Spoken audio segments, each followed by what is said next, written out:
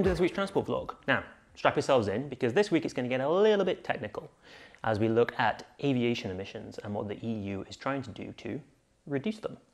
Now, at the moment, the European Union's emissions trading scheme is the thing that kind of regulates aviation emissions, and that's only for domestic EU flights. So from Berlin to Lisbon, that's counted underneath the carbon market. Airlines have to pay to pollute.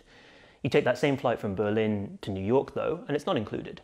That's because back in the day, the European Commission agreed to not include international aviation in its system because it wanted to lubricate the gears of the international climate diplomacy effort. More on that, how that's going in a moment. But it's time to review everything because in 2023, this derogation that the Commission set for international aviation is going to expire. And the new Commission has got all of these fancy Green Deal flagship policies that it wants to align. It means that aviation can't be seen as this sector where it's getting a free ride. Now, on Friday, the Commission published its Inception Assessment Impact Analysis of updating the ETS directive, especially when it comes to aviation. And in that, it mentioned the UN's carbon offsetting scheme, which is called CORSIA.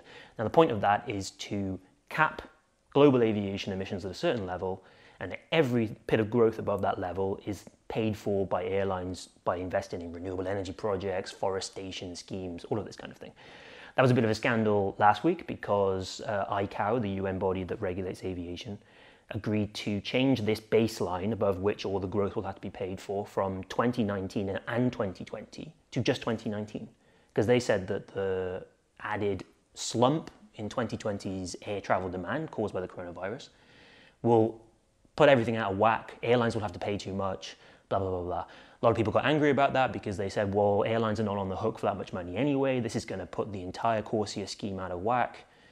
It was a whole mess. Now the EU has to decide what it does with CORSIA. It's fully committed to it, according to its own people.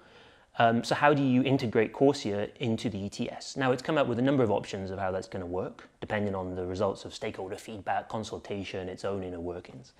That means either forgetting about CORSIA completely and just letting ETS revert back to its original focus, which was to regulate all aviation in and out of the EU. That's probably a non-starter because that kind of puts a middle finger up to the US and other large aviation countries. Another non-popular one is to basically take aviation out of the ETS completely and have CORSIA regulate everything. Again, that's not going to wash because CORSIA hasn't got the teeth that it had before, if it had any to begin with. So there's going to be a mix of some sort.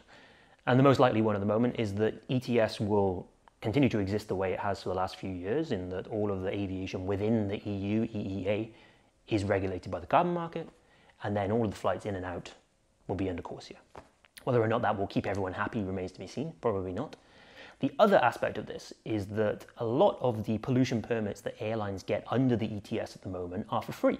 But the Commission is looking into, well, maybe that isn't actually a level playing field for everybody. You know, power plants, industrial sectors, all of these kind of things, maybe maritime in the near future, will have to pay to pollute. So it's asking, consultation and everything, well, how do we get rid of these free allowances? Should we get rid of these free allowances? And that ranges from, well, on this date, all of the free pollution permits are gone. They're back into the market. Aviation will have to go from the same pot as all the other power plants, coal, all of this kind of thing, which would probably drive the price up. Would the market be ready for such a shock? We don't know. Or a more gradual phase out, or even just leave things the way they are.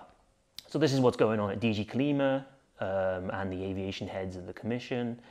How do you regulate aviation within the EU, but then within this wider global context, especially when there are very valid suspicions that the global instrument for this, CORSIA, might not have the bite to get the job done.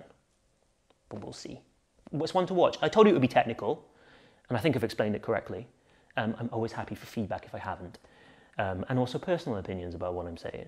We can have a nice argument about that in the comments or in the mentions at Sam James Morgan on Twitter, for example.